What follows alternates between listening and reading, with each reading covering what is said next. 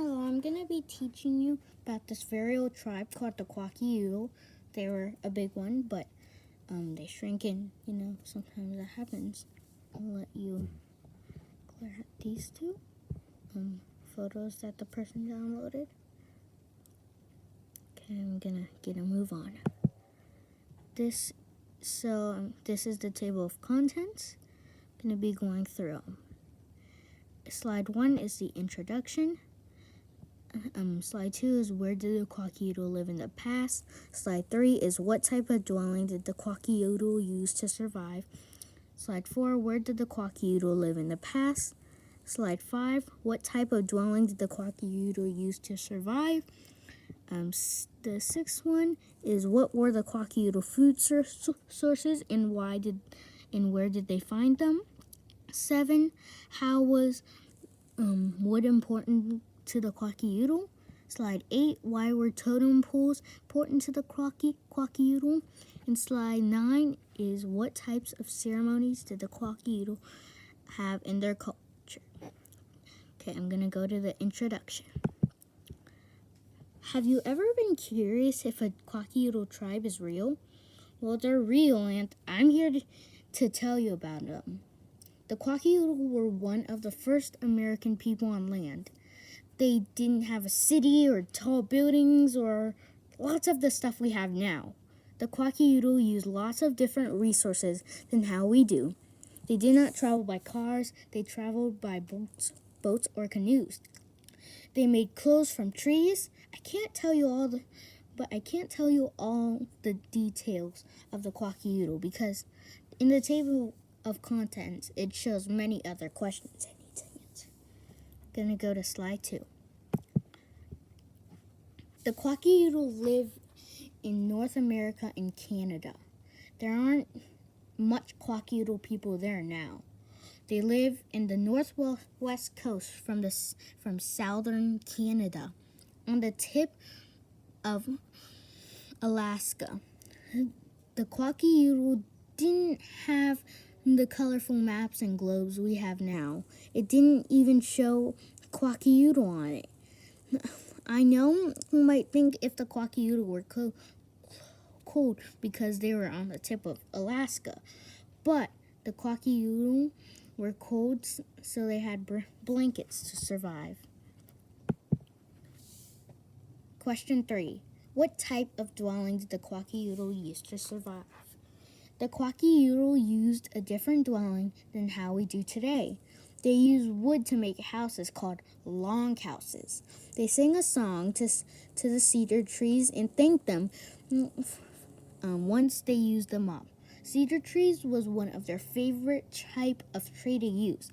Up to 3 to 4 families got to live in a longhouse. They each got their own space. A longhouse was 60 feet long. They decorated their longhouse with paint. Now you see the different dwelling we used in the Kwakiutl. Question 4, or slide 4.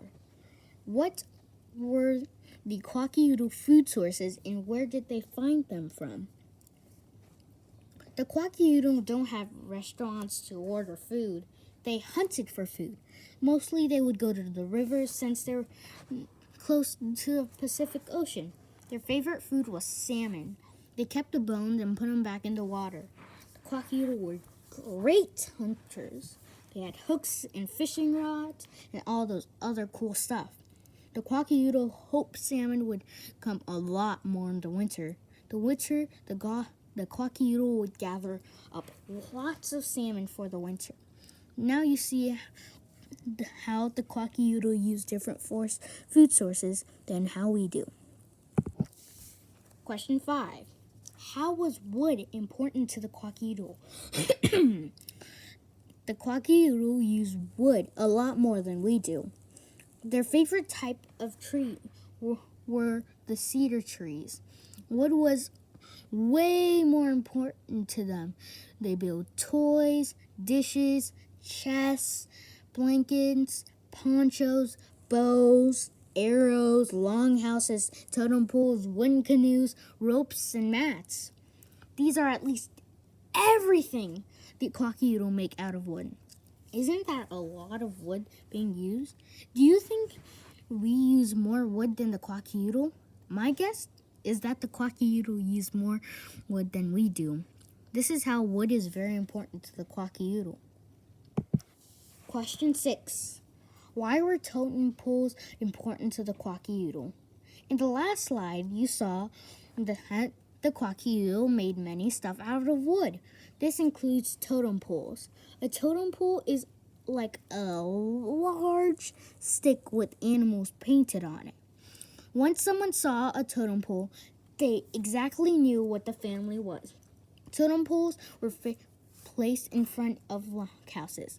There are 2 ways to get totem poles in front of longhouses. There would have to be an important event that had happened, or you would have to be rich in order to have a totem pole placed in front of your house. That is how totem poles are important to the Kwakiutl. Question 7, the last slide. What types of ceremonies did the Kwakiutl have in their culture? The Kwakiutl had many ceremonies, a lot more than we do. The Kwakiutl have ceremonies when someone is born or when a wedding is happening. These are all important events to the Kwakiutl. This is how they do ceremonies. They have food and mass to celebrate in a ceremony. There are a lot more ceremonial reasons why the Kwakiutl do these ceremonies. Sometimes in ceremonies there is a person called a speech maker. This person shares a story about his or her family. This type of ceremony is called a totem pole raising. Those are the Kwakiutl stuff now. Okay, so that was the end of all the slides. I hope you really learned a whole lot about the Kwakiutl and how they did as a living. I really hope you did a lot and learned a lot about this very cool tribe called the Kwakiutl.